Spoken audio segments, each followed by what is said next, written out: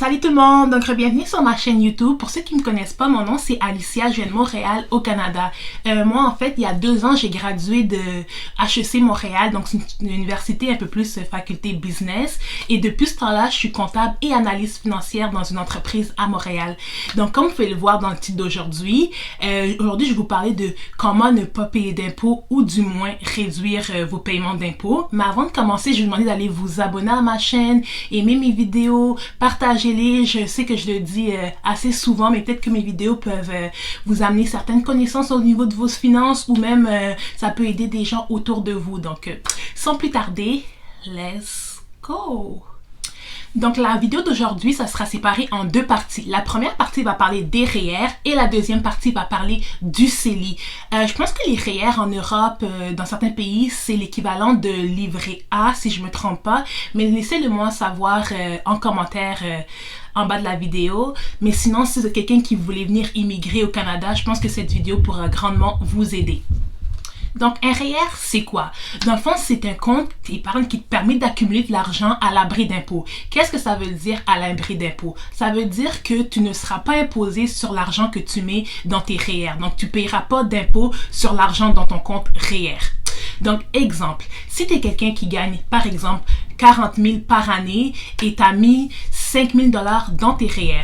Donc, ça veut dire que tu vas être imposé sur 35 000 $ parce que 40 000 moins ton 5 000 que tu as mis dans tes REER, tu serais imposé sur le 35 000 qui reste. Faut comprendre qu'au Canada, le taux d'imposition est progressif. Qu'est-ce que ça veut dire? Si ton salaire, plus ton salaire est élevé, plus le taux d'imposition il augmente, plus tu as des chances de payer plus d'impôts. Donc là, si tu comprends un peu la logique des choses, donc si, exemple, tu as un revenu de 40 000, tu mets 5 000 dans tes REER, donc on voit que ton revenu imposable diminue. Ce qui veut dire que ton taux d'imposition aussi va diminuer, donc tu paieras moins d'impôts. Ça, c'est l'un des premiers avantages du compte REER. Donc, comment ça fonctionne un REER? Il n'y a pas d'âge minimum pour adhérer à un REER. Donc, dès que tu commences à avoir un revenu d'emploi ou encore d'entreprise, tu peux directement y adhérer. Donc, si tu commences à travailler à l'âge de 16 ans, tu peux t'ouvrir un compte REER. Par contre, il y a un âge maximal qui est à l'année de tes 71 ans, tu n'as plus le droit de cotiser à ton REER. Donc là, les gens ils sont comme, mais moi je suis jeune, ça me sert à quoi exactement? Juste te dire que plus tôt que tu commences à cotiser dans ton REER, mieux que c'est pour ta retraite. Donc si tu es quelqu'un qui, à ta retraite, tu vas aller vivre en Floride ou peu importe, t'acheter un bateau, tu vas avoir vraiment une belle retraite. Moi, je te conseille de commencer le plus tôt possible, mettre le plus d'argent possible. C'est ça qu'on voit souvent dans notre société, des gens de 65 ans que même après 65 ans, ils continuent à travailler, Ça veut pas nécessairement dire qu'ils ont pas nécessairement bien investi dans leur REER, mais c'est juste que je pense que s'ils auraient commencé un peu plus tôt, ça aurait pu les aider à avoir peut-être une meilleure retraite ou finir de travailler à 65 ans. Donc, le REER sert aussi à acheter ta première propriété. Donc, si tu planifies acheter une maison ou encore un condo ou peu importe, n'importe quelle propriété, tu as le droit d'aller prendre jusqu'à 35 000 $ de ton REER et acheter ta première propriété. Donc, si vous êtes 2, vous avez le droit jusqu'à 70 000 $. Chacun, vous allez chercher 35 000 de votre REER. Ça, c'est le maximum que tu peux aller chercher pour acheter ta première propriété. Et l'argent que tu sors de ce REER-là, tu n'es pas imposé sur ça. Donc, ça, c'est un des avantages. Tu ne paieras pas d'impôt sur cet argent-là. Ce programme-là, ça s'appelle le programme RAP. Donc, c'est le régime d'accession à la propriété. Un autre avantage du REER, ça sert aussi à financer tes études. Donc, tu as jusqu'à 20 000 $. Donc, 10 000 à chaque année, annuellement. Ça aussi, tu ne seras pas imposé sur ce montant-là que tu vas utiliser pour financer tes études. Donc là, si tu comprends un peu comment fonctionneraient les REER, ça serait tellement facile pour quelqu'un, exemple, qui ferait 50 000 par année et mettre son 50 000 dans ses REER, donc il paierait juste pas d'impôts. Donc il serait imposé sur 0 $. Donc c'est sûr qu'il y a des règlements à ça. Donc on appelle ça des cotisations maximales. Comment que ça fonctionne? Tu as le droit de cotiser dans ton REER annuellement jusqu'à 18% de ton salaire gagné l'année précédente. Donc, on parle de 2019 jusqu'à concurrence de 26 500 en 2019 et 27 230 en 2020. Donc, c'est vraiment un des deux, le plus petit des deux. Donc, si, exemple, toi, tu as gagné 40 000 $ en 2019, tu as le droit de cotiser jusqu'à 18% de ça. Donc, ça veut dire tu as le droit de cotiser jusqu'à 7 200 cette année dans ton REER.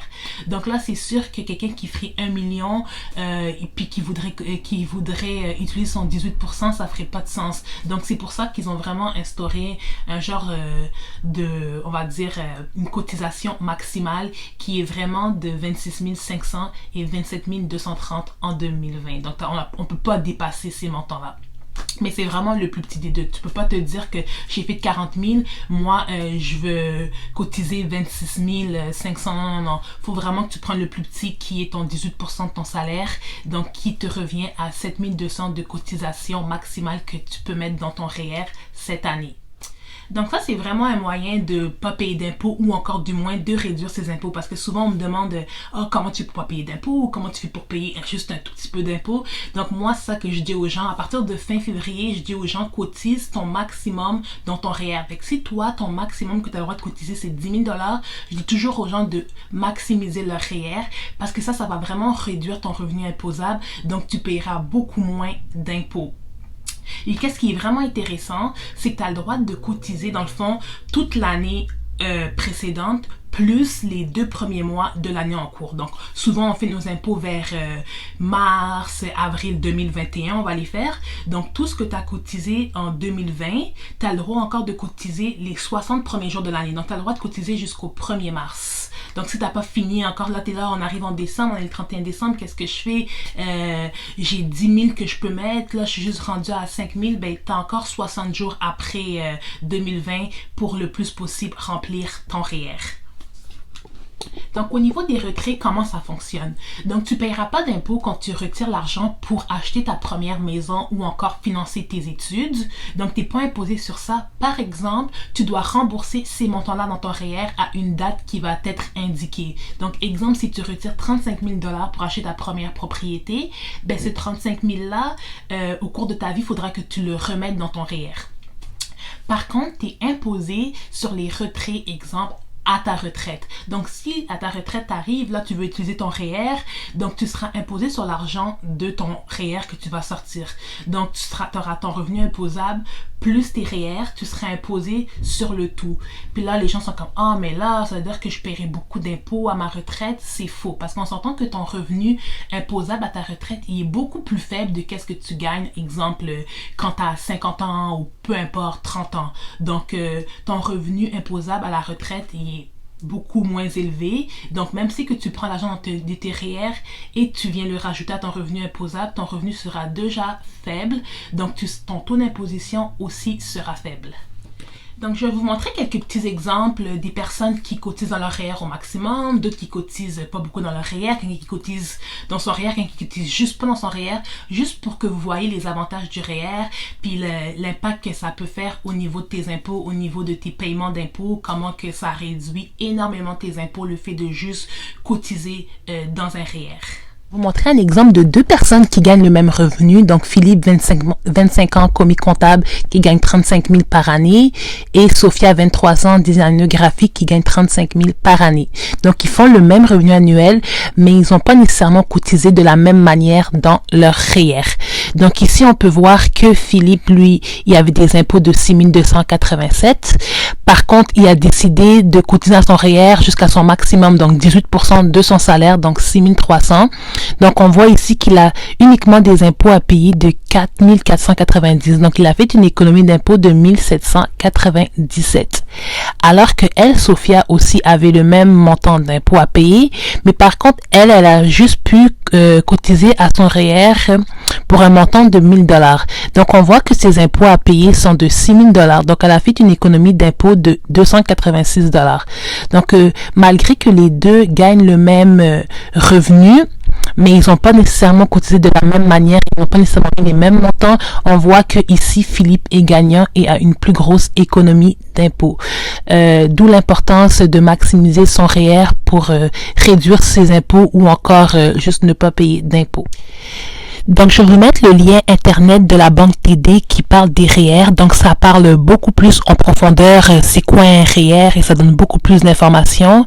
Donc, à vous d'y jeter un coup d'œil si vous voulez en savoir un peu plus sur les REER et sur des sujets qui n'ont pas nécessairement été touchés sur cette vidéo.